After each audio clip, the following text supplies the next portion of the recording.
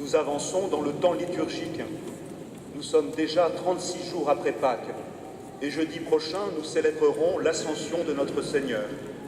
Puis, 10 jours plus tard, nous fêterons la Pentecôte. Dans l'évangile de ce dimanche, le Seigneur nous dit « Je m'en vais et je reviens vers vous ».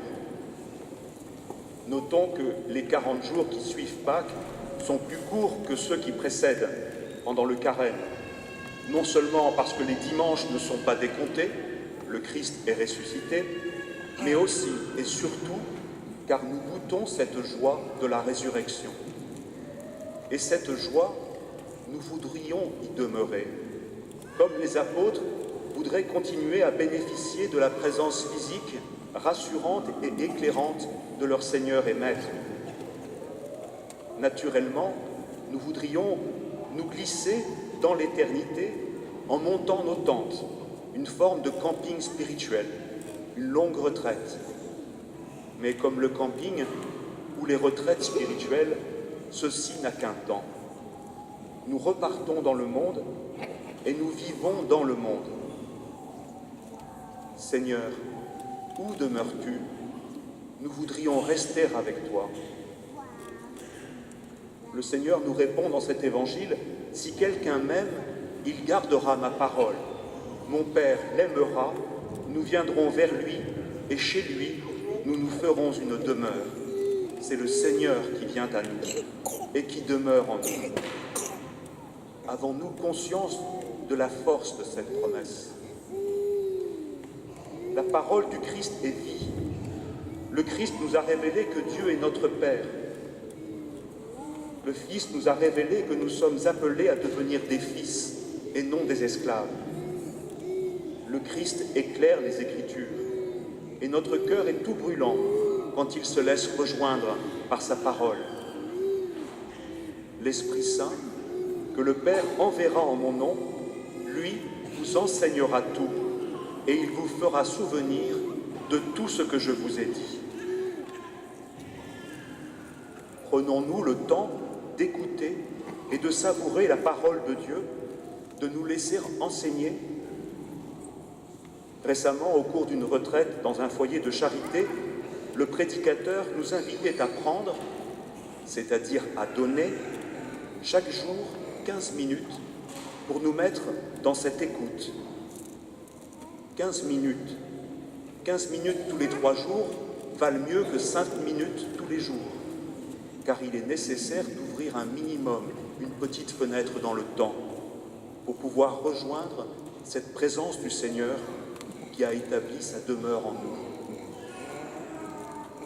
Que ce soit par la lecture de la parole, sa relecture, sa mendication, sa méditation, ou par la contemplation d'une scène d'évangile, ou encore dans une prière d'alliance, au cours de laquelle je relis ma journée, en m'adressant au Seigneur, en lui présentant les joies vécues, mes difficultés, et en lui demandant son aide. Cette prière toute simple, « Bonjour, merci, pardon, s'il te plaît ».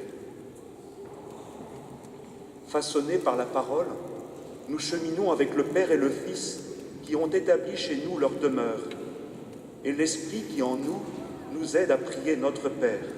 La Trinité habite en nous. Elle nous rejoint au cœur sans méconnaître nos ténèbres, mais en les illuminant de sa lumière. Le cantique de Zacharie, que l'Église prie chaque matin dans la prière des laudes, se conclut sur ces versets. Grâce à la tendresse, à l'amour de notre Dieu, quand nous visite l'astre d'en haut, pour illuminer ceux qui habitent les ténèbres et l'ombre de la mort, pour conduire nos pas au chemin de la paix. La paix, la vraie paix, c'est celle que Jésus nous donne. Elle est confiance en la présence du Seigneur. Elle n'efface pas la souffrance, mais elle nous fait grandir dans l'espérance. Elle nous fait vivre de l'amour du Seigneur et nous ouvre à une vraie charité. Foi, espérance et charité.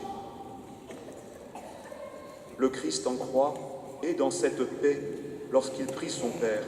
« Père, pardonne-leur, ils ne savent pas ce qu'ils font. Puis, tout est accompli. Cette paix n'est pas à la manière du monde.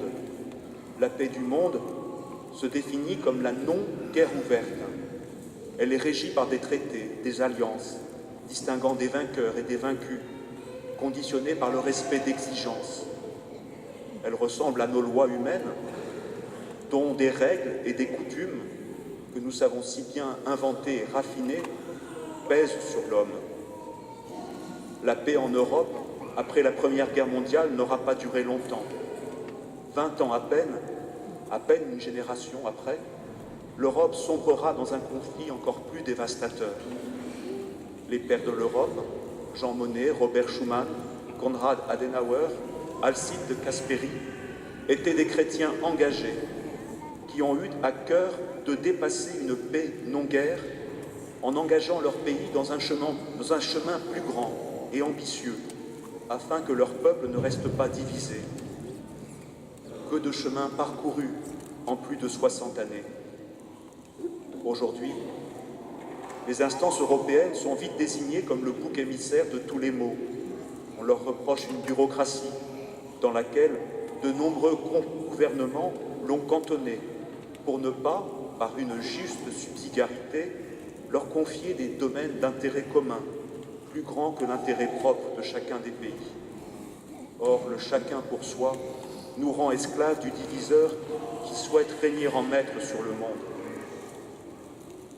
Nous sommes invités aujourd'hui à aller voter. Notre évêque nous dit « Notre vote indiquera que nous tenons à l'union des pays qui constituent l'Europe. Une union qui ne se résume pas en un grand marché, qui ne se confond pas avec une bureaucratie, qui ne renie pas son histoire, qui n'a pas peur de l'avenir, qui se montre capable d'un projet clair et courageux, respect de la dignité de la personne humaine, de sa vie, de sa conscience et de sa liberté, liberté publique dont la liberté religieuse, promotion de la justice et de la solidarité concrète, notamment dans l'offre d'emploi, promotion d'une écologie globale, c'est-à-dire environnementale et humaine, fidélité à l'accueil réaliste et généreux de l'étranger. L'Europe évoluera d'autant mieux grâce à des députés déterminés et armés de notre confiance. Chrétiens, notre pape Jean-Paul II nous avait invités à nous engager pour la construction de la civilisation de l'amour. L'écoute, le respect, le soin donné à chaque personne et en particulier aux plus vulnérables sont des repères pour cette construction, qu'il nous évite les écueils de l'égoïsme. L'Esprit Saint qui habite les cœurs de ceux qui gardent la parole parle aussi à la conscience de tout homme et invite tout homme de bonne volonté à choisir le bien. Aussi, nous, chrétiens, nous ne pouvons pas taire la bonne nouvelle du Christ et l'Esprit nous invite à la proclamer, à évangéliser et à élargir nos périphéries.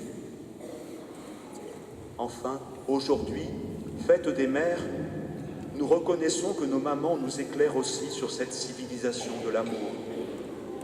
Tous, du moins encore jusqu'à aujourd'hui, tous, nous avons été portés par les entrailles d'une mère. Désirée ou inattendue, nos mères nous ont donné la vie. Alors aujourd'hui, nous leur rendons grâce.